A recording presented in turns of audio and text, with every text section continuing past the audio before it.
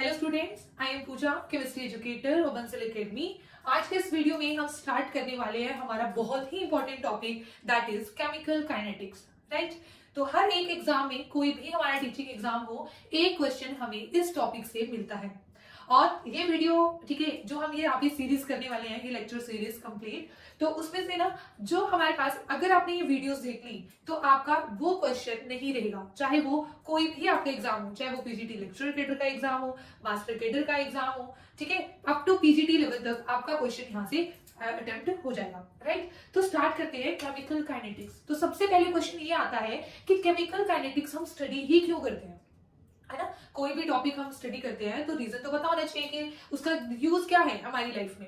Right, तो देखिए, as a chemist हमें क्या चीज, हमें ना सबसे पहले हम क्या करते हैं कि अगर हम कोई रिएक्शन परफॉर्म करवा रहे हैं, किन्हीं केमिकल्स को मिक्स करवा रहे हैं, तो सबसे पहली चीज तो हमें ये पता होना चाहिए कि वो रिएक्शन होगी भी या नहीं होगी, जिसे हम क्या बोलते हैं, फिजिबिलिटी ऑफ अ रिएक्शन। ठीक है, कि रिएक्शन होगी या नहीं होगी, feasibility of reaction.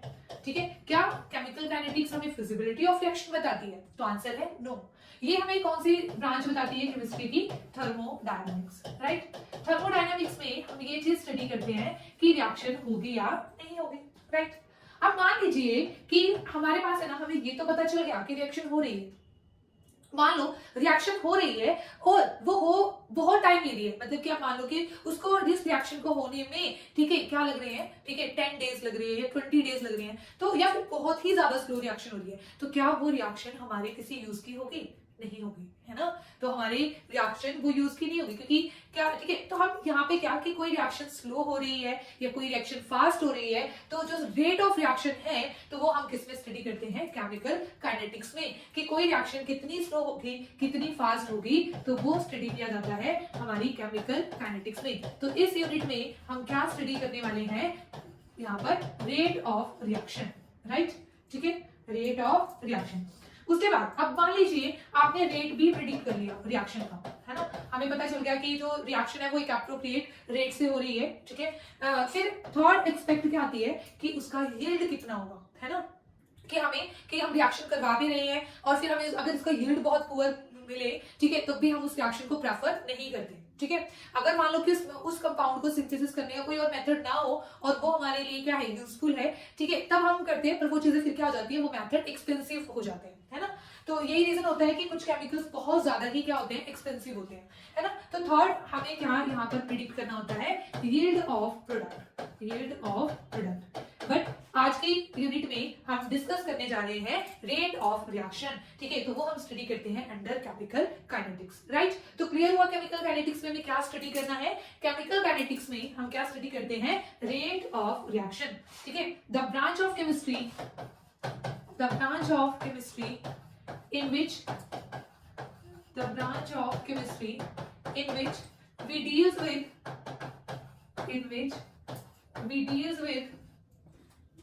with rate of reaction, ठीक है, is known as chemical kinetics। ठीक है, वो ब्रांच केमिस्ट्री की जिसमें हम रेट ऑफ रिएक्शन को स्टडी करते हैं, उसे हम क्या कहते हैं? Chemical kinetics. ओके, तो चलो बात करते हैं सबसे पहले कि रेट ऑफ रिएक्शन होता क्या है। ठीक है, what do mean by the rate of reaction? तो रेट ऑफ रिएक्शन हमारे पास होगा, लिखिए, rate of reaction. Rate of reaction होता है, मान लीजिए हमारे पास कोई भी रिएक्शन हो रही है, ठीक है, मैंने ये रिएक्शन मान ली, ठीक है, let us consider reactant changes into product, कि जो रिएक्टेंट है वो प्रोडक्ट में चेंज हो रहे हैं। ठीक है, अब हमने मान लिया यहाँ पर इसकी इनिशियल कंसेंट्रेशन क्या थी, इनिशियल कंसेंट्रेशन मान लीजिए यहाँ पर इसकी 5 मोल्स थी, तो प्रोडक्ट क्या होगा? 0 होगा, ऑब्वियस ही बात है, इनिशियल कंसेंट्रेशन, अभी रिएक्शन स्टार्ट नहीं हुई है। ठीक है, उसके बाद हमने कहा, ठीक है, आफ्टर 10 मिनट्स, आफ्टर 10 मिनट्स बोल दो या आफ्टर टाइम टी हम बोल सकते हैं। मान लीजिए कि यहाँ पर कितने, इसके 2 मोल्स बच गए, तो यहाँ पर इसके कितने मोल्स बन गए होंगे? 3 मोल्स प्रोडक्ट के बन चुके होंगे। ऐसे ही होगा ना। तो देखिए क्या होता है, टाइम के साथ साथ रिएक्टेंट की कंसंट्रेशन कम और प्रोडक्ट की कंसंट्रेशन क्या हो जाती है? इंक्रीज हो जाती है। ठीक है, तो उसे ही हम क्या बोलते हैं? Rate of reaction. तो देखिए रेट का मीनिंग क्या होता है, जैसे हम बोलते हैं एक्सेलरेशन, व्हाट इज एक्सेलरेशन, है ना, फिजिक्स में पढ़ते हैं ना, छोटी क्लासेस में पढ़ते हुए आए हैं, rate of change of velocity, right. तो ऐसे ही रेट ऑफ रिएक्शन क्या है कि मतलब विद रिस्पेक्ट टू टाइम, क्या with respect to time, change in concentration of reactant और product with respect to time. तो रेट ऑफ रिएक्शन हमारे पास क्या होगा, ठीक है, rate of reaction it is the change in concentration of reactant, it is the change in concentration of reactant or product with time, ठीक है, with time, right, कि रिएक्टेंट और प्रोडक्ट की कंसंट्रेशन में कितना चेंज होगा टाइम के साथ साथ, उसे हम क्या कहते हैं, रेट ऑफ रिएक्शन, ठीक है। तो इसे हम ऐसे लिख सकते हैं जी, rate of reaction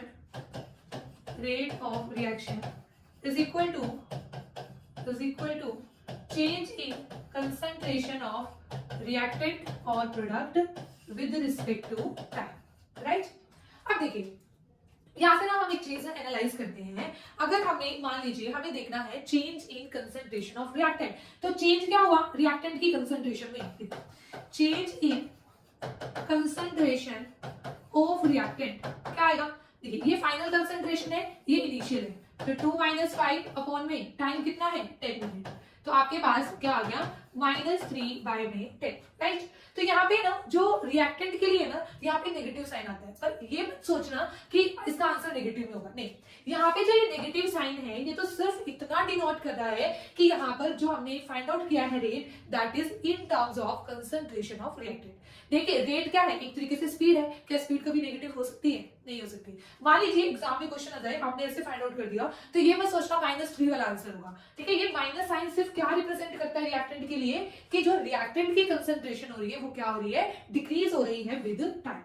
and on the other hand अगर हम फाइंड आउट करें change in concentration of product, अब देखिए प्रोडक्ट अपॉन में ये टाइम भी लिख देती हूँ, तो ये रेट बन गया ना यहाँ पर अपॉन में टाइम, राइट। तो देखिए प्रोडक्ट यहाँ पर फाइनल कंसंट्रेशन 3, इनिशियल 0, तो 3 - 0 टाइम कितना है 10 मिनट, तो 3/10, ठीक है। तो आंसर आपके पास जो मैग्नीट्यूड वाली वैल्यू है वो हमेशा क्या आएगी, सेम, और वही हमारा क्या होगा, आंसर होगा, राइट, ठीक है। तो आप रेट ऑफ रिएक्शन को हम कैसे लिख सकते हैं, रेट ऑफ रिएक्शन को हम कुछ इस तरीके से लिख सकते हैं कि दैट इज नेगेटिव, ठीक है, change in concentration of reactant, ठीक है। ये नेगेटिव लगाने की आपको ऐसे जरूरत नहीं होती है, ऑटोमेटिकली आ जाता है, ठीक है, अपॉन में टाइम, ठीक है। इसको यहाँ पे चाहे प्लस भी लिख लीजिए, ठीक है, सिर्फ नेगेटिव साइन आ जाएगा यहाँ पर, बस ये चीज होगी, ठीक है, फाइनली। एंड यहाँ पर change in concentration of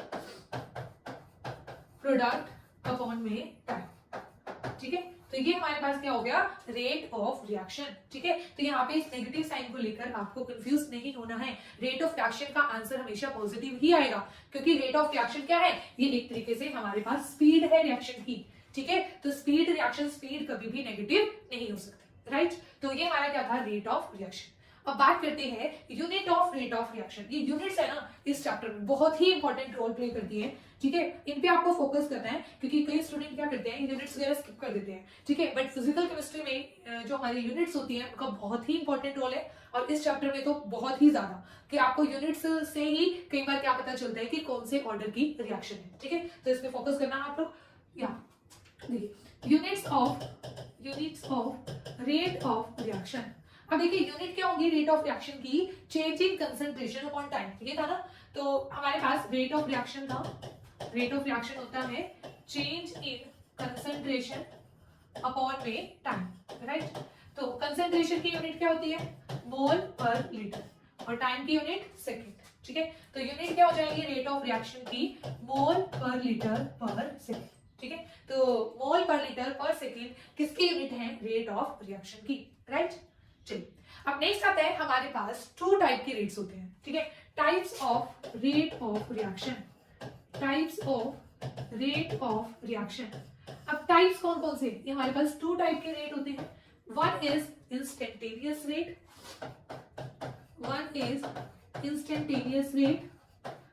and second is average rate. अब ये क्या है, instantaneous rate and average rate. देखिए इंस्टेंटेनियस रेट हमारे पास है, ठीक है, कि अगर मैं एक पर्टिकुलर टाइम पर ठीक है, एक किसी भी इंस्टेंट पर, जैसे मान लो कोई रिएक्शन हो रही है, ठीक है, वो रिएक्शन होती है 20 मिनट्स में। तो मैंने आपको कहा कि मुझे ना ये बताओ 7 मिनट पर क्या रेट होगा। ओनली मैंने आपको 7 बोला ना, तो एक पर्टिकुलर इंस्टेंट पे मैं आपसे क्या पूछ रही हूँ, रेट ऑफ रिएक्शन पूछ रही हूँ। ठीक है, तो उसे हम क्या कहेंगे, इंस्टेंटेनियस रेट। तो देखिए, when rate of reaction is measured at a particular instant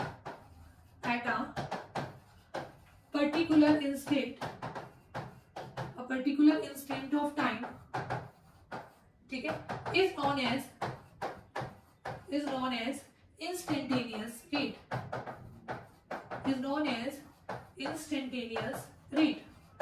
and average rate क्या है, एवरेज रेट ये है, मान लीजिए वही रिएक्शन है 20 मिनट्स में हो रही है, बट मैंने आपको कहा मुझे ये बताइए 10 to 15 मिनट के बीच में रेट क्या है। मैंने आपको एक इंटरवल दे दिया टाइम का। ठीक है, तो when rate is measured over a interval of time, ठीक है, then it is known as average rate. देखिए, ये क्वेश्चन ना बहुत ही इंपॉर्टेंट है। तो जैसे ना हमारा इंटरव्यू होता है, मान लीजिए जैसे पीजीटी के एग्जाम में आजकल ठीक है इंटरव्यू भी हो गए हैं, तो इंटरव्यू में ना ये क्वेश्चन बहुत बार पूछा जाता है, क्योंकि ना जनरली क्या हमने किया होता है कि रेट ऑफ रिएक्शन स्टडी किया होता है, बट ये types of rate of reaction हम क्या कर देते हैं, स्किप कर देते हैं। बट यही क्वेश्चन आपका है ना वहां पे, ठीक है, इंटरव्यू वगैरह में बहुत बार पूछा जाता है। ठीक है, इंस्टेंटेनियस रेट और एवरेज रेट, इसमें क्या डिफरेंस होता है, राइट। तो देखिए, इंस्टेंटेनियस रेट को हम कैसे रिप्रेजेंट कर सकते हैं, ग्राफिकली। ठीक है, इसका ग्राफ भी इंपॉर्टेंट है। ठीक है, जिस भी एग्जाम में हमारा इंटरव्यू होता है ना, तो वहां पे ये चीज बहुत इंपॉर्टेंट है। अब देखिए, मान लीजिए यहाँ पे मैंने लिखा rate of reaction, concentration of reactant के रिस्पेक्ट में मैं आपको बता रही हूँ। ठीक है, प्रोडक्ट के रिस्पेक्ट में भी आप देख सकते हो, बट मैंने क्या लिया है, कंसंट्रेशन ऑफ रिएक्टेंट, और यहाँ पे टाइम। तो देखिए, रिएक्टेंट की कंसंट्रेशन क्या होती है, डिक्रीज होती है विद टाइम। ठीक है, डिक्रीज होती है विद टाइम। यहाँ पे कंसंट्रेशन ऑफ रिएक्टेंट, और ये क्या है यहाँ पर टाइम। ठीक है, प्रोडक्ट में इंक्रीज होगी, प्रोडक्ट के केस में ग्राफ कुछ ऐसा बन जाएगा। ठीक है, कंसंट्रेशन क्या हो जाएगी, इंक्रीज, राइट। अब देखिए यहाँ पर, ठीक है, सबसे पहले हम यहाँ पर इंस्टेंटेनियस रेट के लिए ड्रॉ कर रहे हैं। ठीक है, इंस्टेंटेनियस रेट, और सेकेंड हम यहाँ पर ड्रॉ कर रहे हैं, ग्राफिकली रिप्रेजेंट कर रहे हैं एवरेज रेट को, राइट। तो देखिए, मैंने कहा कि यहाँ पे टाइम हमने लिखा हुआ है। ठीक है, मान लीजिए ये 2 है, ये 4 है, ये 6 है, 8, 10, 12, 14, ठीक है, इस तरीके से, और ये कंसंट्रेशन। अब देखिए, मैंने आपको कहा कि मुझे ना, ठीक है, आप 5 मिनट पर क्या बताओ, रेट बताओ। 5 यहाँ पे आएगा, 5 टाइम। ठीक है, तो 5 पर हमारे पास क्या हो जाएगा, ठीक है, 5 पर यहाँ पे ये वाला पॉइंट है, 5 के कॉरेस्पॉन्डिंग, है ना। तो इसके ऊपर हमें स्लोप फाइंड आउट करनी पड़ेगी। ठीक है, तो इसकी स्लोप हमें क्या देगी, इस प्राइम पर इसका रेट देगी। ठीक है, यहाँ पर जो स्लोप होगी, ठीक है, आप कहोगे मैम स्लोप कैसे निकाले, slope is equal to tangent theta. क्या निकालोगे, टेंजेंट थीटा, राइट। उसके बाद यहाँ पे मान लीजिए कि ये इंटरवल आपको गिवन है, ठीक है, 0, 2, 4, 6, 8, 10, 12, 14, 16।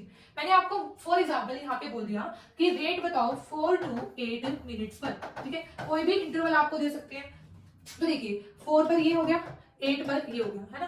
4 के कॉरेस्पॉन्डिंग ये हो जाएगा आपके पास। ठीक है, 4 के कॉरेस्पॉन्डिंग ये, और 8 के कॉरेस्पॉन्डिंग ये कंसंट्रेशन। ठीक है, तो यहाँ पे देखिए, ये आपके पास T1 है, और ये आपके पास T2।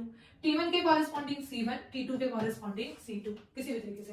तो यहाँ पे हमारे पास स्लोप कैसे निकलेगी, स्लोप निकल जाएगी y2 minus y1 over x2 minus x1, है ना। तो इस एक्सिस पर अपॉन में ये x एक्सिस पर, ठीक है, x2 माइनस x1, राइट। यहाँ पे जो वैल्यूज होंगी इनको सब्ट्रैक्ट कर दो, और यहाँ पे तो 4 और 8 है, इनको सब्ट्रैक्ट कर दो, तो हमारे पास क्या आ जाएगा, रेट ऑफ रिएक्शन। ठीक है, तो ये ग्राफिकल रिप्रेजेंटेशन थी हमारे पास type of rate of reaction की, राइट। आई होप सो आपको ये चीज क्लियर हो गई होगी कि हमारे पास 2 टाइप्स के रेट कौन कौन से होते हैं। One is instantaneous rate and second is average rate, right. चलिए, अब हम नेक्स्ट बात करते हैं rate of reaction on the basis of, ठीक है, या इन्वॉल्विंग स्टोइचियोमेट्रिक कोएफिशिएंट।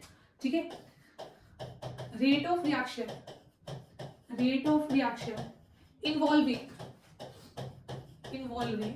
स्टोइचियोमेट्रिक कोएफिशिएंट। तो देखिए, क्या है यहाँ पर, इसमें क्या स्टडी करते हैं, इंपॉर्टेंट है काफी। यहाँ पे ना मिस्टेक होने के चांसेस होते हैं। क्या मिस्टेक होती है वो मैं आपको अभी यहाँ से क्लियर कर दूंगी, तो इसे बहुत ध्यान से देखना, ठीक है। अब देखिए हमारे पास है ना, मान लीजिए कोई भी रिएक्शन है और उसमें स्टोइचियोमेट्रिक कोएफिशिएंट भी इंक्लूडेड है, ठीक है।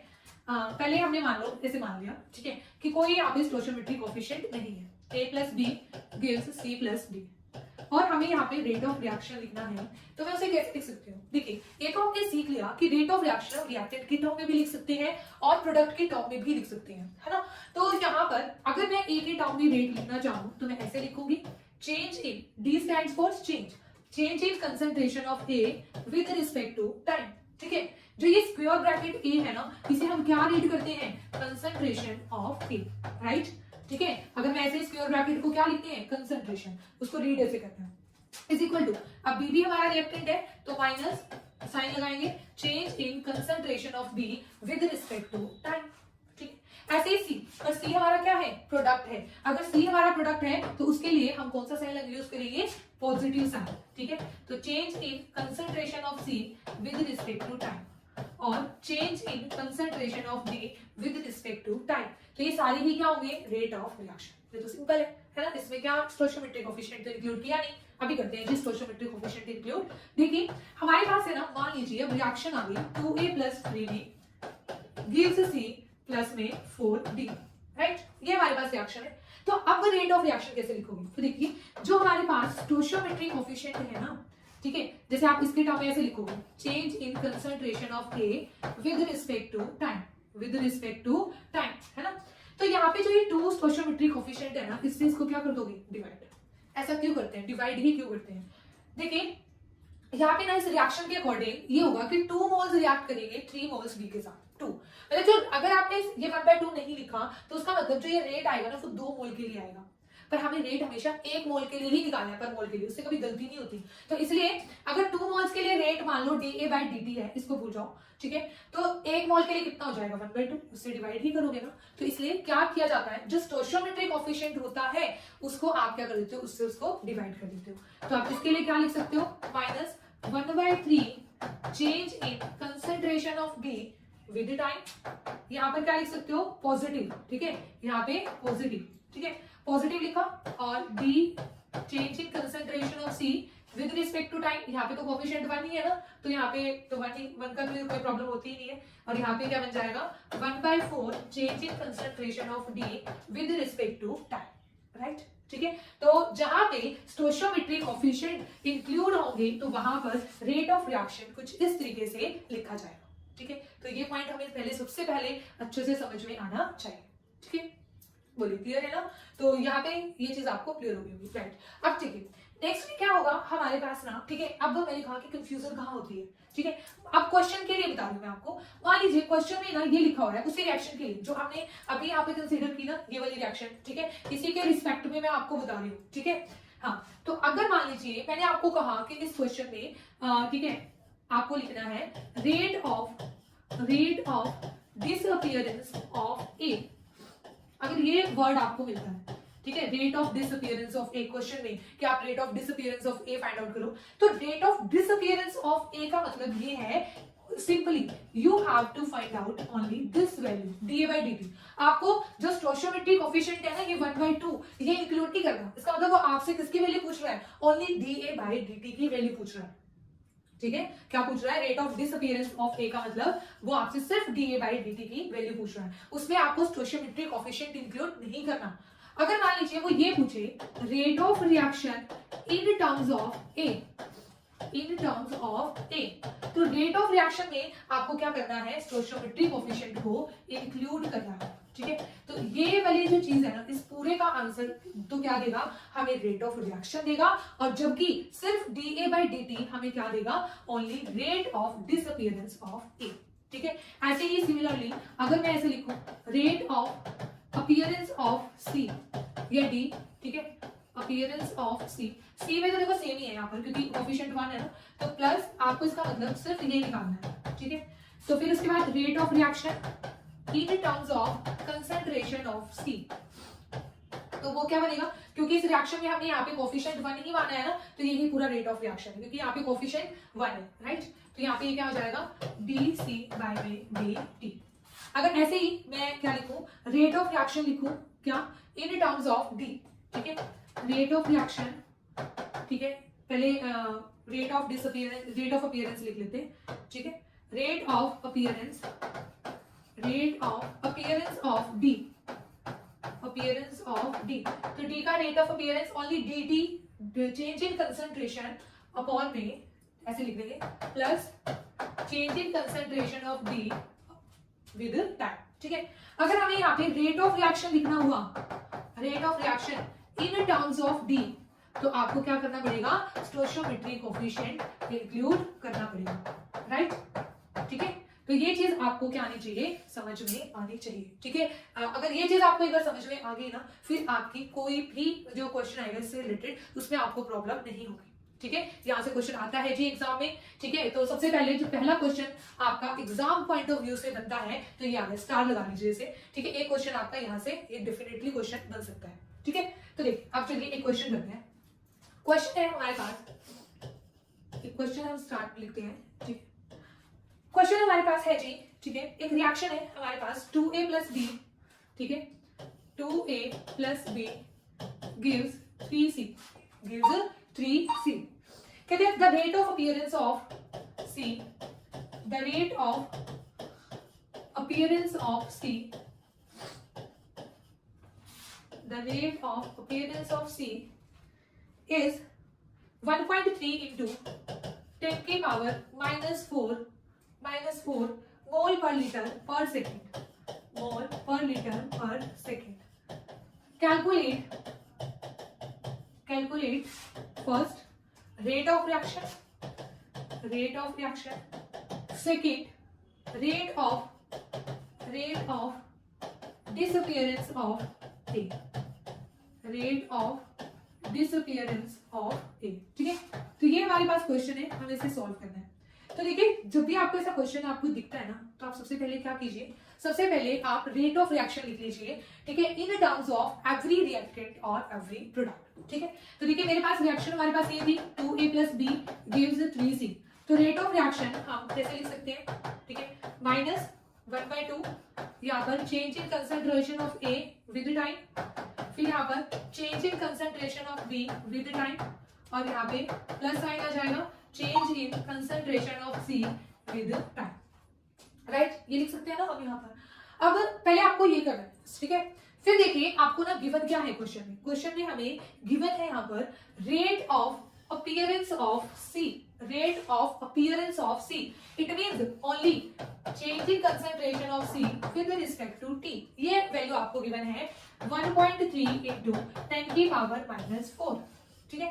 तो देखिए रेट ऑफ रिएक्शन क्या जाएगा, देखिए रेट ऑफ रिएक्शन इसके इक्वल है ना, तो रेट ऑफ रिएक्शन हमारा बन जाएगा 1/3 इंटू dC/dt की वैल्यू 1.3 इंटू 10 की पावर -4, ठीक है। तो यहाँ पे हमारे पास क्या जाएगा 0.4, है ना, 0.4, ऑब्वियसली बात यही आएगा, यहाँ पर 0.43 इंटू 10 की पावर -4, ठीक है। तो ये हमारा क्या आ गया, रेट ऑफ रिएक्शन, ठीक है।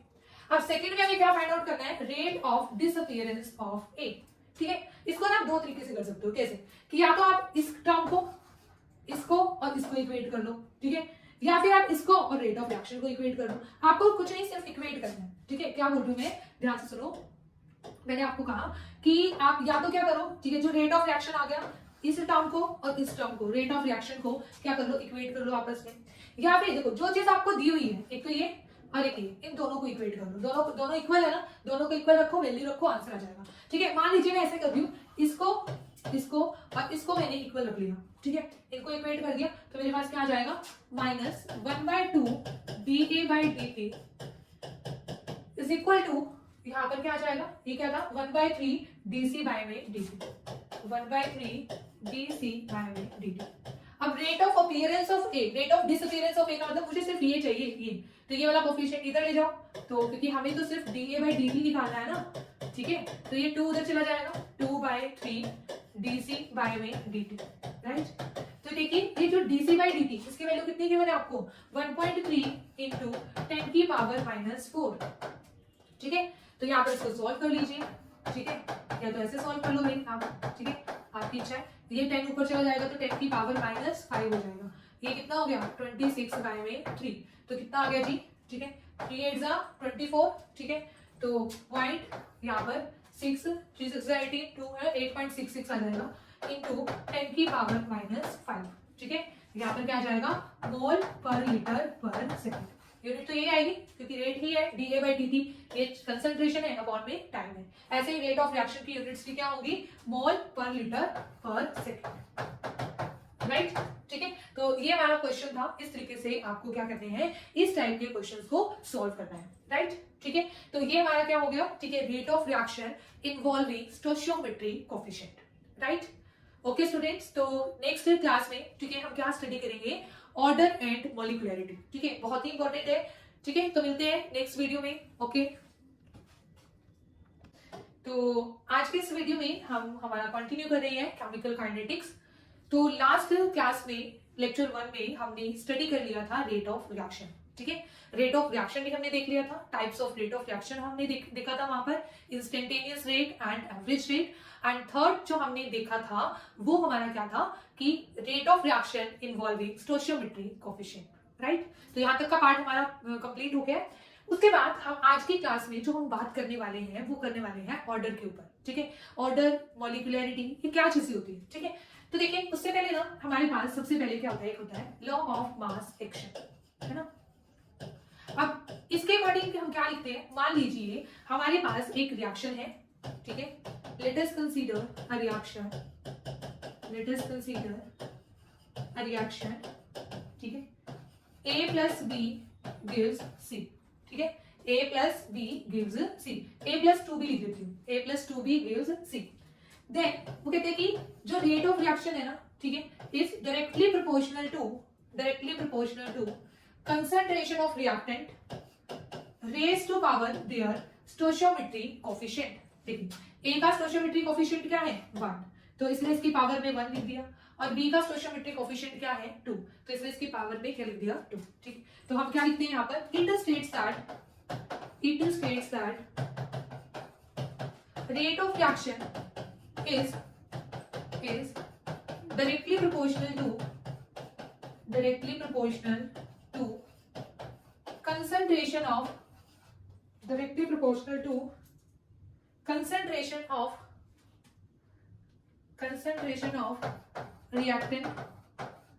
reactant raised to power their stoichiometry coefficient। ठीक, कोएफिशिएंट। राइट, ठीक है, 1 मिनट से। हाँ जी, तो देखिए तो ये हमारे पास क्या हो गया। ठीक है, कि रेट ऑफ रिएक्शन क्या है directly proportional to concentration of reactant raise to power their stoichiometry coefficient. Right, अब है ना जो हमें यहाँ पर क्या करना है। ठीक है, ये तो हमने कर लिया कि ये वाली चीज है। ठीक है, पर हमारे पास एक होता है लॉ ऑफ मास एक्शन। ठीक है, कि जो एक्चुअल रेट लॉ होता है, ठीक है, उसमें क्या होता है, उसमें ऑर्डर इन्वॉल्व होता है। अभी कंफ्यूज मत होना, अभी मैं आगे आपको समझा रही हूँ। ठीक है, इस चीज को मैं समझा देती हूँ आपको, 1 मिनट। हाँ जी, चलिए। अब है ना हमारे पास 2 टर्म आती है, एक आती है मॉलिक्यूलरिटी और एक हमारे पास आती है ऑर्डर। ठीक है, मॉलिक्यूलरिटी। तो देखिए मॉलिक्यूलरिटी क्या होता है, मॉलिक्यूलरिटी होता है नंबर ऑफ रिएक्टिंग स्पीसीज। ठीक है, एक रिएक्शन में जितने नंबर ऑफ रिएक्टिंग स्पीसीज होती है उसे हम क्या कहते हैं मॉलिक्यूलरिटी। ठीक है, number of reacting species are known as molecularity. ठीक है, तो देखिए नंबर 4 एग्जांपल, मान लीजिए हमारे पास ये रिएक्शन है A plus B gives 2C। ठीक है, अब देखिए रिएक्टिंग स्पीसीज क्या है, रिएक्टिंग स्पीसीज रिएक्ट करने वाले मतलब रिएक्टेंट। तो यहाँ पर जो मॉलिक्यूलरिटी होगी दैट इज, यहाँ पे कोएफिशिएंट 1 है, यहाँ पे भी कोएफिशिएंट 1 है, तो 1 + 1 2। ठीक है, तो यहाँ पे मॉलिक्यूलरिटी क्या होगी 2, और इसे हम क्या कहेंगे, जिसकी मॉलिक्यूलरिटी 2 होती है उसे कहा जाता है बाई मॉलिक्यूलर रिएक्शन। क्या कहा जाता है, बाई मॉलिक्यूलर रिएक्शन। मान लीजिए एक तो ये हो गया आपके पास। ठीक है, अब दूसरा एग्जाम्पल, मान लीजिए मैंने इस तरीके से लिख दिया A gives B plus C। यहाँ पे जो मॉलिक्यूलरिटी होगी वो क्या होगी 1, तो जिसकी मॉलिक्यूलरिटी 1 तो वो हमारे पास क्या कहलाएगी यूनिमॉलिक्यूलर रिएक्शन। क्या कहलाएगी यूनिमॉलिक्यूलर रिएक्शन। यूनिमॉलिक्यूलर का मतलब जिसकी मॉलिक्यूलरिटी क्या हो 1 हो, ठीक है, जिसकी मॉलिक्यूलरिटी 1 उसे हम क्या कहेंगे यूनिमॉलिक्यूलर रिएक्शन, राइट। तो जितनी भी रिएक्टिव स्पीसीज है उसे हम क्या कहते हैं मॉलिक्यूलरिटी, ठीक है। अब कुछ और इंपॉर्टेंट पॉइंट जो इंपॉर्टेंट है मॉलिक्यूलरिटी के पॉइंट ऑफ व्यू से, ठीक है, तो इसमें ना यहाँ पे आप लिखिए सब इंपॉर्टेंट पॉइंट्स अबाउट मॉलिक्यूलरिटी, ठीक है, और इसके ऊपर लगा लो स्टार, इसके ऊपर लगा लो स्टार। आप पता क्या है यहाँ से क्वेश्चन कैसे पूछेगा, सब इंपॉर्टेंट पॉइंट्स में आपको ना स्टेटमेंट जैसे दे दी जाती है और आपसे ये पूछ लिया जाता है कि which one of the following is correct statement, which one of the following is incorrect statement, तो आपके पास ये वो वाला क्वेश्चन बनता है, ठीक है। एग्जाम में क्वेश्चन आया हुआ है, इवन नेट के एग्जाम में भी यहाँ से एक बार क्वेश्चन पूछा गया था, ठीक है। तो हमारे जितने भी टीचिंग एग्जाम है, ठीक है, तो वहाँ पे यहाँ से क्वेश्चन डेफिनेटली आ सकता है। और जैसे DSSB में, ठीक है, एंड जो HPSC का एग्जाम हुआ था, ठीक है, उसमें PGT का एग्जाम जो हुआ था स्पेशली उसमें भी क्वेश्चन यहाँ से पूछा गया था, ठीक है। तो इंपॉर्टेंट है, यहाँ पर इसको स्टार लगा लीजिए। तो इंपॉर्टेंट पॉइंट क्या है, देखिए क्या मॉलिक्यूलरिटी कभी 0 हो सकती है, नहीं हो सकती। 0 का मतलब है कि कोई रिएक्टिव स्पीसीज ही नहीं होगी। तो क्या कभी ऐसा पॉसिबल है कि कोई रिएक्टिव स्पीसीज ही नहीं है और फिर भी रिएक्शन हो रही है, तो इसका आंसर होगा नो, ठीक है। तो मॉलिक्यूलरिटी कैन नेवर बी 0, ठीक है, मॉलिक्यूलरिटी कैन नॉट बी 0, ठीक है, मॉलिक्यूलरिटी 0 नहीं हो सकती, ठीक है। दूसरा, चलो एक तो हमने ये देख लिया कि मॉलिक्यूलरिटी 0 नहीं हो सकती। दूसरा, क्या मॉलिक्यूलरिटी कभी नेगेटिव हो सकती है, नहीं हो सकती। क्या मॉलिक्यूलरिटी कभी फ्रैक्शन में हो सकती है, नहीं हो सकती। हम ये तो नहीं करते ना 3.5 ऑफ मॉलिक्यूल रिएक्ट करेंगे, नहीं, भी हमने ना हमेशा होल नंबर में बात करते हैं, 1 मॉलिक्यूल, 2 मॉलिक्यूल, 3 मॉलिक्यूल, 4 मॉलिक्यूल, है ना। तो यहाँ पे हम नेक्स्ट पॉइंट क्या लिखेंगे, molecularity can not be negative, can neither be, ऐसे लिख लीजिए, ठीक है, मॉलिक्यूलरिटी, ठीक है, can neither negative nor fractional order, ठीक है, ना तो वो फ्रैक्शन में होती और ना ही नेगेटिव होती, ठीक है। उसके बाद क्या इनफाइनाइट हो सकती है, नहीं हो सकती, बिल्कुल भी नहीं हो सकती, ठीक है। देखिए यहाँ पे ना ये बड़ा इंपॉर्टेंट पॉइंट है, आप ये इस पॉइंट को हाईलाइट करके लिखिए कि मॉलिक्यूलरिटी ना कभी 3 से ज्यादा नहीं हो सकती, ठीक है। इसको तो मैं कहूंगी 2-3 स्टार लगा लो, हाईलाइट कर लेना अपने नोट्स में। मॉलिक्यूलरिटी, ठीक है, cannot be greater than 3, cannot be greater than 3। तो आपको भी मैम ऐसा तो नहीं हो सकता, क्योंकि जैसे कि मान लो फॉर एग्जांपल जैसे अमोनिया है, ठीक है, N2 + 3H2 गिव्स यहाँ पर 2NH3। अगर मैं आपसे इस रिएक्शन के लिए मॉलिक्यूलरिटी पूछूं तो आप कहोगे मैम 3 + 1 4 आ गई, तो और ये रिएक्शन तो होती भी है, फिर आप ऐसे क्यों बोल रहे हो कि मॉलिक्यूलरिटी 3 से ज्यादा नहीं होगी। तो देखिए इसलिए नहीं होगी, ठीक है, ये करेक्ट नहीं है, ये करेक्ट नहीं है, ठीक है। क्यों नहीं है, क्योंकि कुछ रिएक्शंस क्या होती है वो कॉम्प्लेक्स रिएक्शन हो जाती है, ठीक है। देखिए वैसे भी ना 2 मॉलिक्यूल्स के बीच में इफेक्टिव कोलिजन हो सकता है, इफेक्टिव कोलिजन 3 के मॉलिक्यूल्स के बीच में जो चांसेस होते हैं ना कोलिजन के, वो क्या हो जाते हैं, कम हो जाते हैं। तो इसलिए मॉलिक्यूलरिटी 3 से ज्यादा तो कभी नहीं हो सकती, 3 तक फिर भी हो सकती है, ठीक है। दूसरा रीजन क्या है, यहाँ पर जिनकी मॉलिक्यूलरिटी हमें ऐसा लगता है ना कि उनकी मॉलिक्यूलरिटी 3 से ज्यादा आ रही है, वो रिएक्शन ना सिंपल रिएक्शन नहीं होती, वो रिएक्शन क्या होती है, कॉम्प्लेक्स रिएक्शन। और कॉम्प्लेक्स रिएक्शन के लिए, कॉम्प्लेक्स का मतलब है वो रिएक्शन स्टेप्स में होगी, ठीक है, एक स्टेप में रिएक्शन नहीं होगी, वो रिएक्शन कई स्टेप्स में होगी, राइट, ठीक है। तो उन रिएक्शंस के लिए हर एक स्टेप की अलग मॉलिक्यूलरिटी डिफाइन होती है, ना कि ओवरऑल मॉलिक्यूलरिटी डिफाइन होती है, ठीक है। तो इसलिए मैंने कहा इस पॉइंट को बहुत, ठीक है, हाईलाइट करके आप लिखना, ठीक है। Molecularity can not be greater than 3, ठीक है, मॉलिक्यूलरिटी 3 से ज्यादा नहीं हो सकती, ऐसे लिखना, because for a complex reaction, ऐसे लिखना, हाँ वही, इसको ऐसे लिखना, देखो molecularity can not be greater than 3, दोबारा लिखो इसको,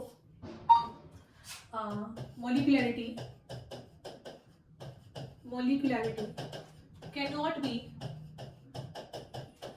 बी ग्रेटर देन 3, ठीक है। क्यों नहीं होती, ठीक है, ऐसे लिखना, greater than 3 for a complex reaction, ठीक है, ऐसे लिखना, for the reaction for which molecularity comes out to be greater than 3 are complex reaction.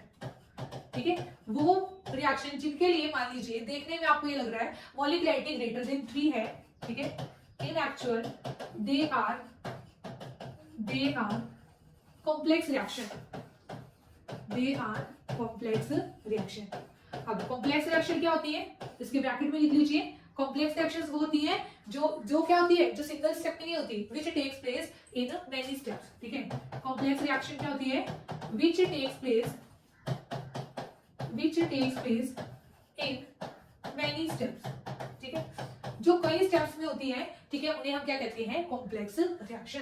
और कॉम्प्लेक्स रिएक्शन के लिए ऐसे लिखना, for complex reaction molecularity of each step is defined. मतलब जैसे पहले स्टेप की अलग, सेकंड स्टेप की अलग मॉलिक्युलरिटी, थर्ड स्टेप की अलग मॉलिक्युलरिटी. ठीक है, डिफाइन होती है. Molecularity of each step is defined. Overall molecularity define नहीं होती. ठीक है, तो ये रीजन होता है कि जो मॉलिक्युलरिटी है वो 3 से ज्यादा नहीं हो सकती. और दूसरा रीजन क्या होता है कि जो मॉलिक्युलरिटी है कि 3 से ज्यादा मॉलिक्यूल के बीच में इफेक्टिव कोलिजन नहीं हो पाता. इफेक्टिव कोलिजन नहीं होगा तो रिएक्शन नहीं होगी, और रिएक्शन नहीं होगी तो भाई, ठीक है, फिर रिएक्शन ही नहीं होगी तो फिर हम क्या मॉलिक्युलरिटी की बात करेंगे, राइट. तो देखिए, चलिए नेक्स्ट हमारे पास क्या आती है, टर्म ऑर्डर. ठीक है, नेक्स्ट इज ऑर्डर. अभी जैसे ना मान लो कि अभी हमने एक रिएक्शन लिखी थी कि A plus 2B gives C. ठीक है, मान लीजिए मैंने यहाँ पर लिख दिया rate of reaction is equal to, rate of reaction is directly proportional, ऐसे लिखो, डायरेक्टली प्रोपोर्शनल टू A की पावर 1 और B की पावर 1. आपको कि मैम 2 लिखा था पहले आपने. देखिए, वो according to law of mass action था. मास एक्शन में यही होता है कि आप है ना जो यहाँ पर स्टोइचियोमेट्रिक कोएफिशिएंट है वही लिखते हो, पर ऑर्डर वो चीज नहीं होती. ठीक है, कि आप रिएक्शन देख के ऑर्डर बता सकते हो, नहीं. अब देखिए, जो यहाँ पर ऑर्डर क्या हो जाएगा, यहाँ पर ऑर्डर हो जाएगा 1 + 1 2.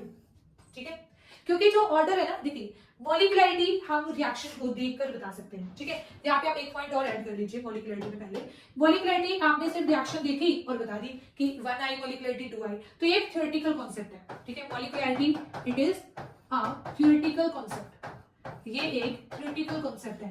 और जबकि जो ऑर्डर है वो एक एक्सपेरिमेंटल कॉन्सेप्ट है. ठीक है, आप रिएक्शन देख के नहीं बता सकते कि ऑर्डर क्या होगा. ठीक है, आपको पहले एक्सपेरिमेंट करना पड़ेगा, then you can find out the order of reaction. तो अब क्वेश्चन आप ही कहोगे कि मैम अगर हम एक्सपेरिमेंट से ही ऑर्डर निकाल सकते हैं तो क्वेश्चन कैसे करेंगे, एग्जाम में थोड़े हम एक्सपेरिमेंट करने बैठते हैं, है ना. और ऐसा भी नहीं होता कि मान लीजिए आपके पास ग्रेजुएशन लेवल तक आपके पास अगर केमिस्ट्री आपने पढ़ी है तो फिर आप कहोगे कि मैम हमने, ठीक है, केमिकल काइनेटिक्स के एक्सपेरिमेंट भी नहीं किए. तो देखिए, उस चीज की जरूरत नहीं है, वो डाटा हमें गिवन होता है, हमें उस डाटा को अप्लाई करना आना चाहिए. ठीक है, तो वो हम सीख लेंगे, उसके लिए आप वरी मत करो. तो देखिए, रेट ऑफ रिएक्शन ये हो गया, तो यहाँ पे ऑर्डर क्या लिख दिया 2. अब मान लीजिए यही रिएक्शन में लिखती, यही रिएक्शन मैंने चेंज नहीं की, और मैंने आपको ये लिख के दे दिया rate of reaction is directly proportional to A की पावर 1 B की पावर 0. तो ऑर्डर क्या हो जाएगा, यहाँ पर 1 हो जाएगा. ठीक है, तो मतलब कुछ भी, तो ये आप कुछ भी आपको यहाँ पे ऐसे गिवन हो सकता है, इसे हम क्या कहते हैं, रेट लॉ. ठीक है, तो ऑर्डर का मतलब ये कभी भी नहीं होता कि जो इसके स्टोइचियोमेट्रिक कोएफिशिएंट हैं उनको ऐड कर दो वो ऑर्डर होगा, नहीं. ऑर्डर क्या होता है, ऑर्डर आपके पास, ठीक है, पहले ऑर्डर को डिफाइन करते हैं. It is the sum of powers, किसकी पावर है, sum of powers of concentration of reactant की कंसंट्रेशन ऑफ, आपको भी मैम यही होगी, नहीं. ठीक है, it is the sum of powers of concentration of reactant given in rate law expression. मतलब वो आपको लिख के दिया होगा रेट लो एक्सप्रेशन, उसके अकॉर्डिंग आप क्या कर सकते हो, यहाँ पर लिख सकते हो. जैसे मैंने आपको ये एक्सप्रेशन दे दिया, ठीक है, तो उसके अकॉर्डिंग आपने ऑर्डर बता दिया कि मैम 2 होगा. ठीक है, यहाँ पे मैंने ये रेट एक्सप्रेशन लिख के दे दिया, तो आप कह दोगे कि मैम ऑर्डर 1 होगा. ठीक है, तो ये है हमारा रेट लो एक्सप्रेशन, राइट. तो इसमें कंफ्यूज नहीं होना कि जो स्टोइचियोमेट्रिक कोएफिशिएंट होते हैं उनकी पावर का सम ही क्या होता है, उनकी कोएफिशिएंट, सॉरी, जो इनका कोएफिशिएंट होता है उनका सम ही क्या होता है आपके पास, उनका सम ऑर्डर नहीं होता. ठीक है, चलिए अब इसमें ना इंपॉर्टेंट पॉइंट्स लिखिए, important points about order, important points about order. तो ऑर्डर के बारे में जो हमारा पहला पॉइंट है इंपॉर्टेंट, वो क्या है? सबसे पहले तो ये एक्सपेरिमेंटल कॉन्सेप्ट है, ठीक है। Order is an experimental concept, ठीक है। ऑर्डर इज एन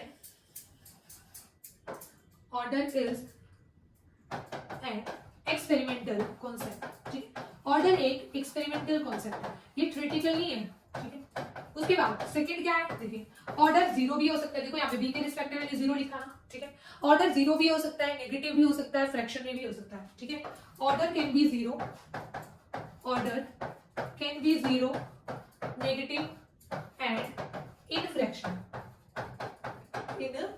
ऑर्डर कितना भी हो सकता है, ऑर्डर इनफाइनाइट भी हो सकता है, और जैसे हम ये बोलते हैं ना, मॉलिक्युलरिटी 3 से ज्यादा नहीं हो सकती, पर ऑर्डर हो सकता है, ठीक है। Order can be infinite, right. तो ये इंपॉर्टेंट पॉइंट्स हो गए अबाउट ऑर्डर, ठीक है। तो यहाँ पे ये एक्सपेरिमेंटल कॉन्सेप्ट है, ये चीज इंपॉर्टेंट है यहाँ पर हमारे पास अबाउट ऑर्डर ऑफ रिएक्शन। अब यहाँ पे ना एक क्वेश्चन बड़ा इंपॉर्टेंट, ठीक है। ये क्वेश्चन तो काफी बार एग्जाम में आया हुआ है, ठीक है। ये PYQ है जी।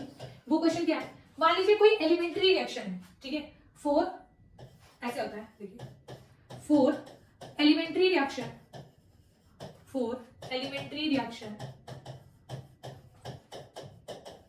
ठीक है। The order of reaction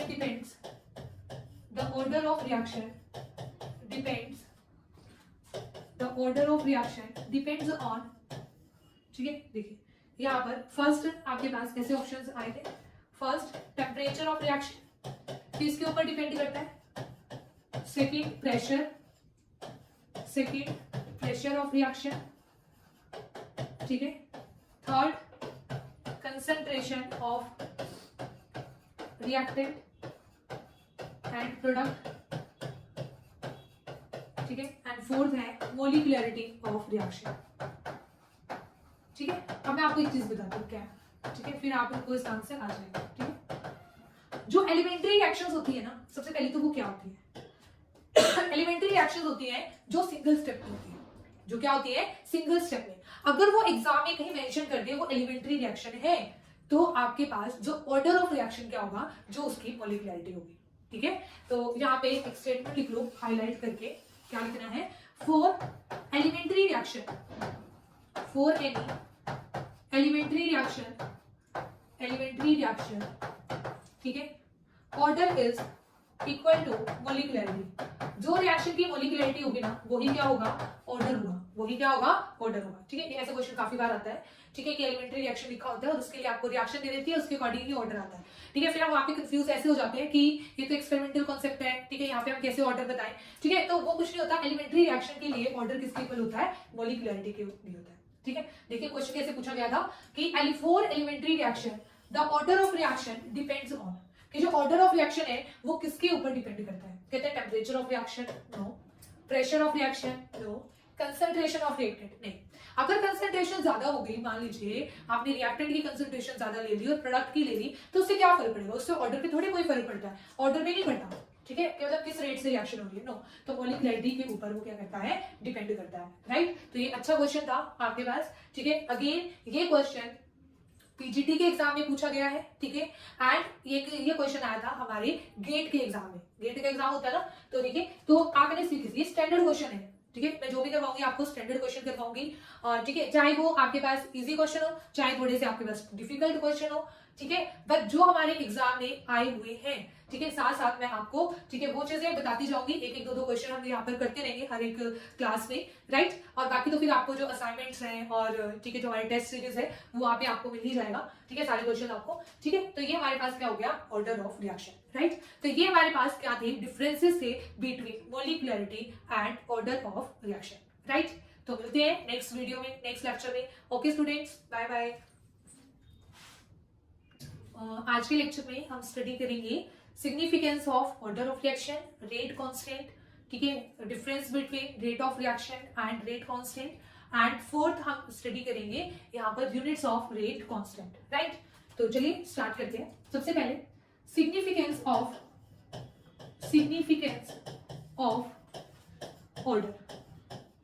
order of reaction, ठीक है। अगर हमें किसी रिएक्शन के ऑर्डर का पता हो तो हमें क्या क्या चीजें पता चलती है, ठीक है, उसका क्या सिग्निफिकेंस है, उसका क्या रोल है, ठीक है। तो उसका रोल ये है, मान लीजिए हमारे रिएक्शन में जितने भी रिएक्टेंट हैं, ठीक है, अगर हम उनकी कंसेंट्रेशन में कोई चेंज कर देते हैं तो हमें ये पता चल जाता है कि जो रेट ऑफ रिएक्शन है वो कितने अमाउंट से चेंज होगा, ठीक है।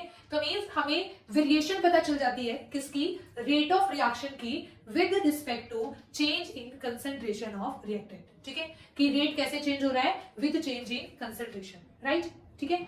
तो हमारे पास है ना, हम क्या करेंगे यहाँ पर, इस तरीके से यहाँ पर significance of order of reaction को स्टडी करेंगे, राइट। तो देखिए, मान लीजिए हमारे पास क्वेश्चन है, क्वेश्चन ये है कि हमें रेट एक्सप्रेशन गिवन है, 1 मिनट, हाँ जी, ठीक है। The rate law for a reaction is given as, question ये है, the rate law for a reaction found to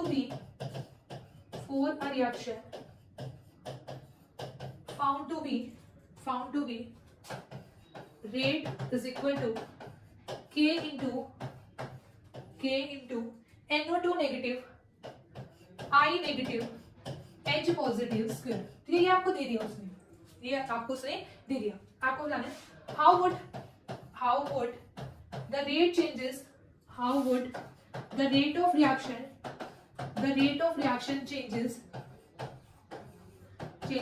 if first concentration of H positive is doubled, ठीक है। सेकेंड है concentration of both NO2 negative and I negative gets doubled,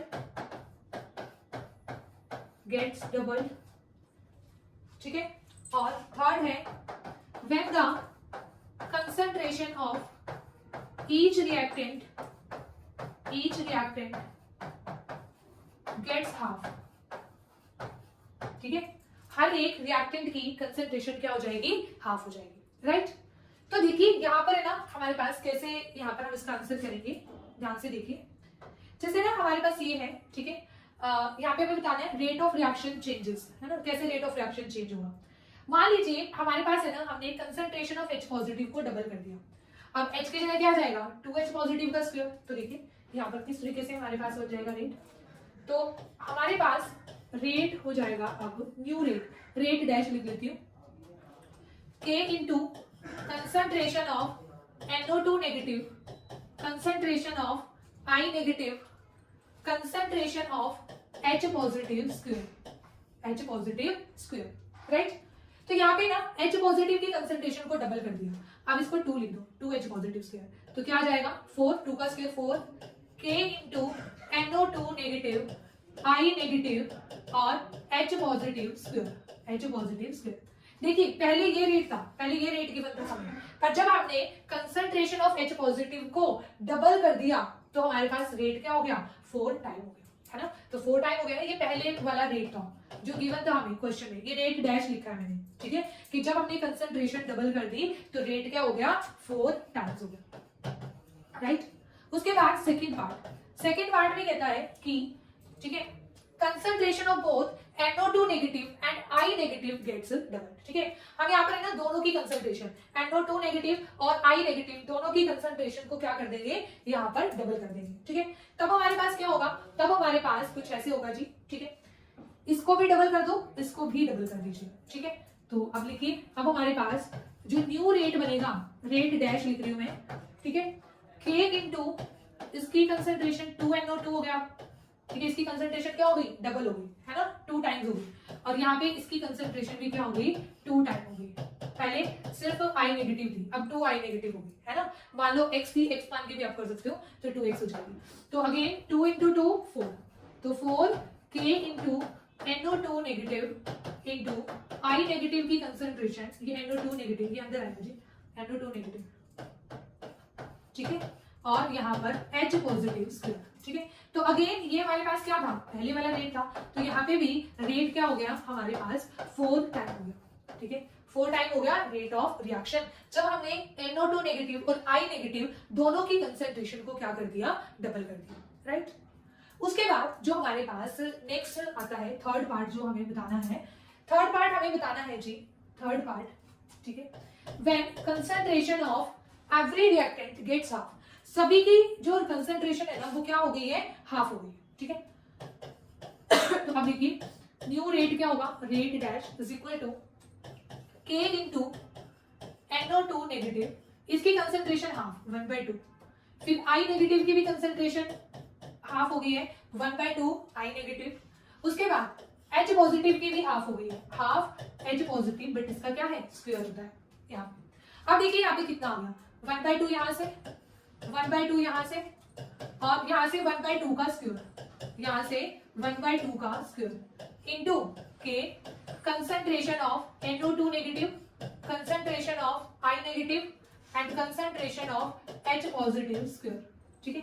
तो कितना हो गया यहाँ से हमारे पास, ठीक है 16 हो गया ना, 1/16 K into NO2 negative into concentration of I negative, concentration of H positive square. तो देखिए अब इसका क्वेश्चन है ना, इसका जो आंसर है आपको ऑप्शन में दो तरीके से मिल सकता है, ठीक है। मैं दोनों ही तरीकों से आपको लिखवा देती हूँ। तो देखिए अगर इसका आंसर हमें देना हो तो हम क्या लिख सकते हैं, rate become 1/16 time of initial rate, ठीक है। मतलब जो पहले रेट था, ठीक है, उसका 1/16 टाइम हो गया, या फिर आपको ऐसे लिखा हुआ मिल सकता है, ठीक है। 1/16 का मतलब वो 16 टाइम से क्या हो गया, डिक्रीज हो गया, है ना। तो यहाँ पे कैसे लिख सकते हैं, रेट डिक्रीजेस बाय 16 टाइम, ठीक है। 16 टाइम से रेट डिक्रीज हुआ, इंक्रीज नहीं हुआ, ठीक है। 16 यहाँ पे डिनोमिनेटर में है ना, तो डिक्रीज हुआ है, अगर न्यूमरेटर में होता तो इंक्रीज होता। जैसे कि हम यहाँ पे बोल सकते हैं, जैसे कि यहाँ पे 4 टाइम, तो यहाँ पे हम क्या लिख सकते हैं, तो 4 टाइम्स ऑफ इनिशियल रेट, यहाँ क्या लिख सकते हैं, रेट इंक्रीजेस, यहाँ पे डिक्रीज नहीं आएगा, इंक्रीजेस बाय 4 टाइम। मतलब मान लो कोई चीज पहले x थी, फिर 4x होगी, उसका 4 गुना हो गई, 4 टाइम्स हो गई। पर यहाँ पे मान लो कोई चीज x थी, फिर x/16 हो गई, मतलब उसका भी कम हो गई, है ना। कितने टाइम कम हुई, 16 टाइम कम हुई, राइट। तो ये हमारे पास क्या है, order significance of order of reaction. तो ये हमारे पास सिग्निफिकेंस था ऑर्डर ऑफ रिएक्शन का, राइट। आई होप सो आपको इस टाइप के क्वेश्चन क्लियर हो गए होंगे, ठीक है। तो अगेन यहाँ से ये थर्ड टाइप का क्वेश्चन बनता है हमारे एग्जाम में, ठीक है।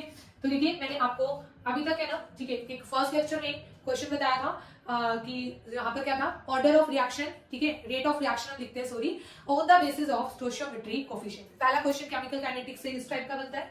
सेकंड क्वेश्चन जो मैंने आपको मोलिकुलरिटी और ऑर्डर की जो स्टेटमेंट से रिलेटेड क्वेश्चन बनता है, और थर्ड क्वेश्चन जो हमारा बनता है वो बनता है इस टाइप का, जिसमें सिग्निफिकेंस ऑफ ऑर्डर का रोल होता है, राइट।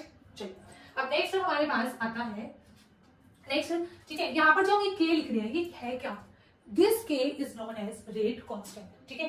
तो नेक्स्ट आप लिखिए रेट कांस्टेंट।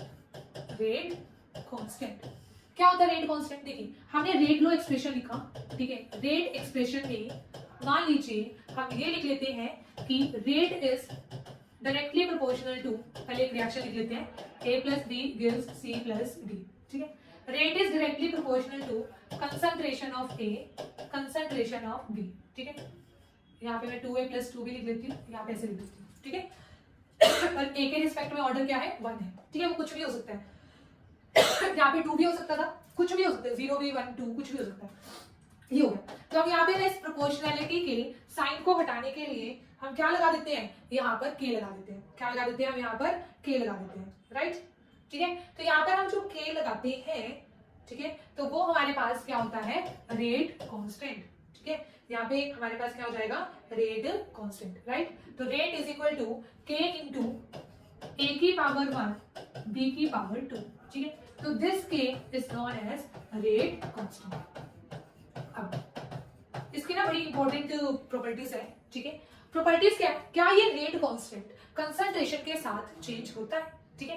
देखिए हमें ये लगेगा कि यहाँ पर है ना, अगर मैं के रेट कांस्टेंट निकालू तो रेट अपॉन में यहाँ पे आ जाती है कंसंट्रेशन ऑफ ए, आ जाएगा कंसंट्रेशन ऑफ बी। तो हमें ये लगेगा यस कि अगर कंसंट्रेशन हमने इंक्रीज कर दी तो रेट कांस्टेंट क्या हो जाएगा, डिक्रीज, है ना। नहीं, बट ऐसा नहीं होता। रेट कांस्टेंट कंसंट्रेशन पर डिपेंड नहीं करता, ये एक कांस्टेंट क्वांटिटी है, ठीक है। कोई एक पर्टिकुलर रिएक्शन है, मान लीजिए यही रिएक्शन है 2A + 2B gives C + D, तो इसके लिए ना रेट कांस्टेंट, चाहे आपने एक बार कंसंट्रेशन मान लो इसकी 10 मोल ले ली, ठीक है, इनिशियल कंसंट्रेशन, इसके 5 मोल्स ले लिए, फिर आपने एक बार इसके, ठीक है, मान लीजिए 20 मोल्स ले लिए, इसके भी 20 मोल्स ले लिए, इसके 10 मान लो, ठीक है, कंफ्यूज मत होना, 20 ले लिए, तो उससे ना कोई फर्क नहीं पड़ेगा कि रेट कांस्टेंट की वैल्यू भी डबल हो जाएगी, नो। रेट कांस्टेंट हमेशा क्या आएगा, सेम ही आएगा, कि रेट कांस्टेंट फिक्स होता है, कांस्टेंट होता है एक पर्टिकुलर रिएक्शन के लिए। अगर दो अलग रिएक्शन, मान लो एक ये रिएक्शन है, कोई और रिएक्शन है, उनके लिए तो डिफर करेगा, पर रेट कांस्टेंट इस रिएक्शन के लिए चाहे आप ए और बी की कितनी भी कोई भी कंसंट्रेशन ले लीजिए, वैल्यू क्या आएगी, same.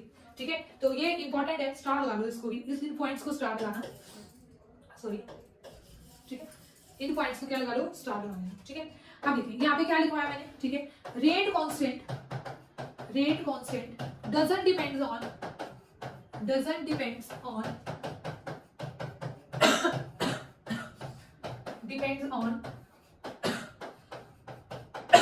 Sorry concentration of reactant.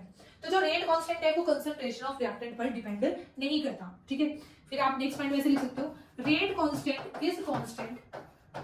Constant have fixed value या have constant value for a particular reaction. ठीक है, किसी एक पर्टिकुलर रिएक्शन के लिए रेट कांस्टेंट क्या होगा, हमेशा फिक्स होगा, उसकी वैल्यू कांस्टेंट होगी। ठीक है, थर्ड पॉइंट। अब देखिए, अगर आपसे कोई ये पूछ ले कि रेट कांस्टेंट टेम्परेचर पर डिपेंड करेगा या नहीं करेगा, हमें लगता है यहाँ पे टेम्परेचर का तो कोई रोल ही नहीं है, तो डिपेंड नहीं करेगा, बट करेगा। ठीक है, तभी मैंने कहा ऐसे पॉइंट्स को क्या लगा लेना चाहिए, स्टार। ठीक है, ये मेरा तरीका है वही पढ़ने का और पढ़ाने का।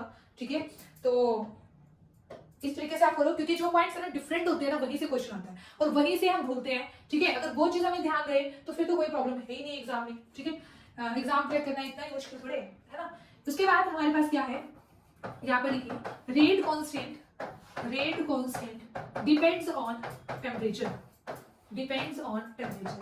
क्या होता है, अगर टेम्परेचर इंक्रीज करते हैं तो रेट कांस्टेंट भी क्या हो जाता है, इंक्रीज। ठीक है, और टेम्परेचर ये देखा गया एक्सपेरिमेंटली कि अगर हम 10 डिग्री सेल्सियस टेम्परेचर राइज करें ना, तो रेट कांस्टेंट ऑलमोस्ट क्या हो जाता है, double.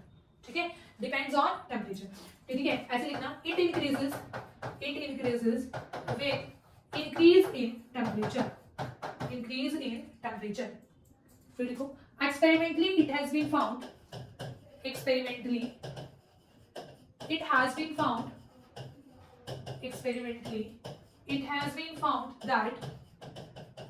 that on rise in 10 degree Celsius temperature, the rate of reaction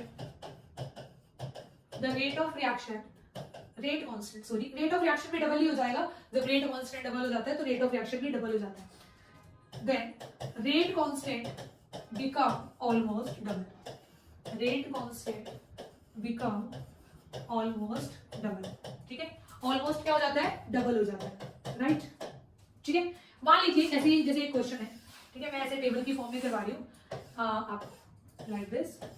ठीक है, यहाँ पे ना मैंने आपको दे दिया 50 डिग्री सेल्सियस पर कि रेट कांस्टेंट है हमारे पास x।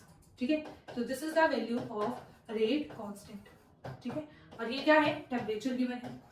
तो हमें बताना है कि यहाँ पर, ठीक है, 90 डिग्री पर रेट कांस्टेंट कितना हो जाएगा। आपको क्या बताना है कि 90 डिग्री सेल्सियस पर रेट कांस्टेंट की वैल्यू क्या होगी। तो देखिए 60 पर क्या हो जाएगा, 10 डिग्री राइज हुआ, उसका डबल 2x है ना, इसका डबल। फिर 70 डिग्री पर क्या हो जाएगा, 2x, इसका डबल 4x। फिर 80 डिग्री पर क्या होगा, इसका डबल कितना हो गया, 8x। फिर 90 डिग्री पर क्या होगा, इसका डबल 16x। क्या होगा, इसका डबल 16x। तो हमारा आंसर क्या हो जाएगा, क्योंकि जो रेट कांस्टेंट है 90 डिग्री सेल्सियस पर कितना होगा, 16x। क्या होगा, 16x, राइट। तो इस टाइप का क्वेश्चन बनता है। अब एक क्वेश्चन और बता रही हूँ, मान लीजिए यहाँ पे तो हमने कहा कि रेट कांस्टेंट है ना ऑलमोस्ट डबल हो जाता है। ठीक है, पर क्वेश्चन है ना एग्जाम में घुमा के ऐसे दे सकता है, मान लो रेट कांस्टेंट क्या हो गया, ट्रिपल हो गया, 3 टाइम्स हो गया, 4 टाइम्स हो गया, तब बताओ क्या हो गया। देखो फिर तो आप निकाल ही लोगे। अगर 3 टाइम दे दिया तो x, फिर 3x, फिर 9x, फिर 27x और फिर 81x। बट मान लीजिए यहाँ पे तो देखो जो ये रेंज थी वो बहुत कम थी, 50 में दे दिया, 90 में पूछ लिया, तो हमने ऐसे भी सॉल्व कर दिया। मान लीजिए पहले 50 में दिया है और आपसे 250 में पूछ ले। ठीक है, ठीक है, आपके पास मैंने क्या कहा, मान लीजिए 50 डिग्री सेल्सियस पर आपको दे दिया। ठीक है, 50 डिग्री सेल्सियस पर x है और 250 डिग्री सेल्सियस पर आपसे पूछ लिया कि यहाँ पर ठीक है, कि कितना यहाँ पर रेट कांस्टेंट होगा। या तो एक तरीका तो यही है कि इसी तरीके से क्या करते जाओ, इंक्रीज करते जाओ, फिर आपके पास आ जाएगा। ठीक है, दूसरा तरीका क्या है आपके पास, आप इसमें इस तरीके से फाइंड आउट कर सकते हो यहाँ पर कि जो न्यू रेट कांस्टेंट है वो कितने टाइम हो जाएगा आपके पास यहाँ पर। ठीक है, जो हमारे पास क्या होता है, मान लीजिए कि डबल हुआ, डबल यहाँ पे मैं लिख रही हूँ। ठीक है, इसको आप किसी भी चीज से डिनोट कर दीजिए। इसको मैं लिख देती हूँ, मान लीजिए एक्स से, एक्स नहीं, एक्स तो क्योंकि उसमें गिवन है ना, एक्स से मत करो क्योंकि एक्स से आपको क्या हो जाएगा, यहाँ पे प्रॉब्लम हो जाएगी। यहाँ पे इसको मान लीजिए ए, मान लीजिए ये ए क्या है, मतलब अगर डबल दिया हो, डबल दिया हो तो उसके लिए 2, अगर ट्रिपल दिया हो मान लो रिएक्शन में तो क्या पुट करोगे 3। ठीक, उसके बाद डेल्टा टी बाय में 10, डेल्टा टी बाय में 10। अब ये डेल्टा टी क्या है, टेम्परेचर डिफरेंस, टेम्परेचर डिफरेंस। देखिए जैसे यहाँ पे 50 दिया था, यहाँ पे 250, तो डेल्टा टी क्या हो गया 250 माइनस 50, कितना आ गया 200, कितना आ गया 200, सीधा ही निकल जाएगा। मैं आपको ये बोल रही हूँ इसी क्वेश्चन में जो मैंने आपको अभी करवाया है, मान लो 50 डिग्री पे एक्स है, ठीक है, तो पूछ लिया 250 डिग्री पे बताओ। एक तो आप 10 इंक्रीज करके देखते रहो, है ना, वो थोड़ा टाइम टेकिंग हो जाएगा, वो तो जाएगा उससे भी सॉल्व। ठीक है, बट आप इस तरीके से देख सकते हो डायरेक्ट। देखो अब इसको कैसे सॉल्व करेंगे, हमारे पास यहाँ पर ए की वैल्यू 2 है क्योंकि हमें ये दे रखा है रेट कांस्टेंट क्या हो जाता है डबल, वो तो मैंने वैसे डबल ही होता है, ठीक है, एक्सपेरिमेंटली भी, बट एग्जाम में क्वेश्चन तो वो घुमा के दे सकता है ना कि बच्चे को नॉलेज है या नहीं है इस चीज की, कॉन्सेप्ट पता है या नहीं पता है, रट्टा मार रखा है। अगर उसने ये दे दिया ट्रिपल हो रहा है तो आप ए की जगह यहाँ पर 3 पुट करना, 2 नहीं। ठीक है, तो अभी तो मैंने 2 पुट किया है, वही वाला मैं फाइंड आउट करके दिखा रही हूँ। डेल्टा टी कितना हो गया 200, डिवाइड कर दो 10 से, तो क्या आ जाएगा आंसर 2 की पावर 20 आपका क्या होगा आंसर होगा। ठीक है, इसी फॉर्मेट में आपको आंसर मिलेगा, ये नहीं है कि 2 की पावर 20 को मल्टीप्लाई कर करके आपके पास फिर क्या आएगा आंसर आएगा। ठीक है, तो आपको इसी फॉर्मेट में एग्जाम में आंसर भी आपको ऐसे एक्सपोनेंट पावर में मिलेगा। ठीक है, तो आंसर क्या आ जाएगा 2 की पावर 20 टाइम्स। ठीक है, तो यहाँ पे ये चीज हो जाएगी, राइट। ठीक है, तो आपके पास मतलब 2 की पावर 20 इंटू एक्स हो जाएगा। ठीक है, पहले अगर x था ना 50 डिग्री पे x था तो 250 पे कितना हो जाएगा 2 की पावर 20 इंटू एक्स। तो ये हमारे पास क्या हुआ रेट कांस्टेंट, राइट। अब है ना रेट कांस्टेंट की एक और इंपॉर्टेंट प्रॉपर्टी क्या है, इसकी यूनिट्स। ठीक है, यूनिट्स ऑफ रेट कांस्टेंट, ये एग्जाम का क्वेश्चन है। अगेन भाई ये लेक्चर बहुत ही इंपॉर्टेंट है। ठीक है, units of rate of reaction, आगे जब आप इसके टेस्ट सॉल्व करोगे, इसकी जब आप असाइनमेंट सॉल्व करोगे तो आपको खुद पता चलेगा कि ये चीज वाकई में कितनी इंपॉर्टेंट थी, है ना। तो देखिए rate of reaction, units of rate constant, sorry units of rate constant, units of rate constant. तो देखिए रेट कांस्टेंट की यूनिट क्या होगी, मान लीजिए कोई भी रिएक्शन है, ठीक है, कोई भी रिएक्शन है, A plus 2B gives C plus D, sorry. तो देखिए रेट इज इक्वल टू हम ऐसे लिखते हैं K इंटू A और यहाँ पर B, कुछ भी। ठीक है, तो यहाँ पे हम A के रिएक्टेंट कंसीडर कर लेते हैं, ठीक है, क्योंकि ऐसे हमें थोड़ा इजी होगा इसको समझना। A gives B plus C, ठीक है, और A की पावर में यहाँ पर क्या डिनोट कर देती हूँ, N डिनोट कर देती हूँ। ठीक है, क्योंकि ऑर्डर कुछ भी हो सकता है, ऑर्डर क्या हो सकता है, कुछ भी हो सकता है।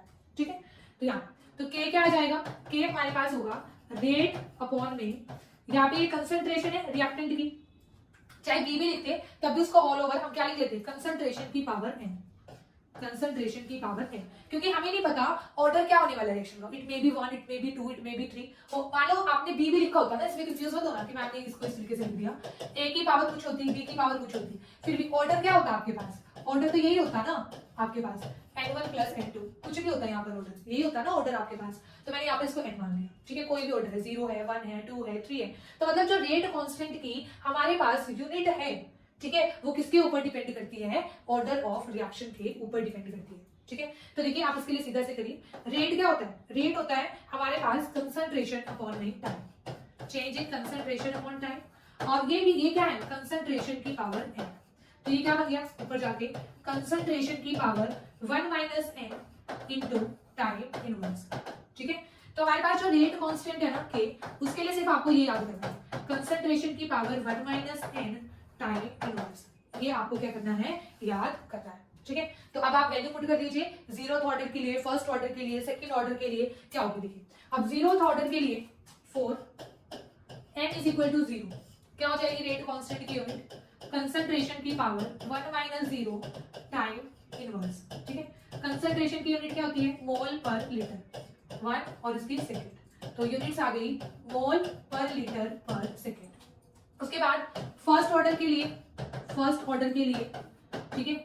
यहाँ पर कंसंट्रेशन की पावर 1 - 1 0 और यहाँ पे आ जाएगा टाइम इनवर्स, ठीक है। तो इसकी पावर 0 तो मतलब इसके ऊपर डिपेंड करेगी ही नहीं, तो यूनिट्स क्या आ जाएंगी सेकेंड इनवर्स, ठीक है।